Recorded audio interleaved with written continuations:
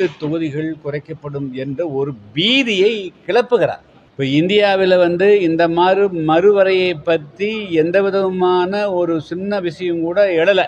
அது எப்போ எழுணும்னா அந்த 20 வருஷம் 25 வருஷம் 2004 2009 அது முடிவிட்டு அதுக்கு பிறகு 20-25 வருஷங்கள் கழிச்சு தான் அது தாக்கம்.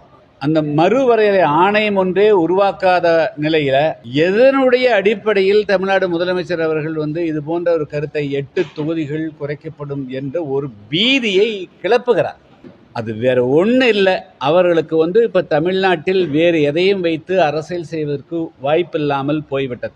2026 சட்டமன்ற தேர்தல் நெருங்குகிறது. ஆன்டி இன்கம்பன்சி ஆட்சிக்கு எதிராக மக்கள் மனநிலை வேகமாக அதிகரித்து வருகிறது. அதில் இருந்து திசை திருப்புவதற்காக ஏதோ மத்திய அரசு தமிழ்நாட்டினுடைய உரிமையை பறிப்பதை போன்ற ஒரு கருத்து உருவாக்கத்தை உருவாக்கி அதற்குள் எல்லாரையும் ஒன்றிணைத்து இதற்கு அவர்கள் மீண்டும் தலைமை தாங்கி மீண்டும் 2026 ஆட்சியை பிடிக்க வேண்டும் என்ற நப்பாசையின் காரணமாகத்தான் அவர்கள் இந்த கருத்தை வெளியிட்டிருக்காக தவிர இது உண்மைக்கும் அவர்கள் சொன்னதுக்கும் நிறைய வேறுபாடு இருக்கிறது.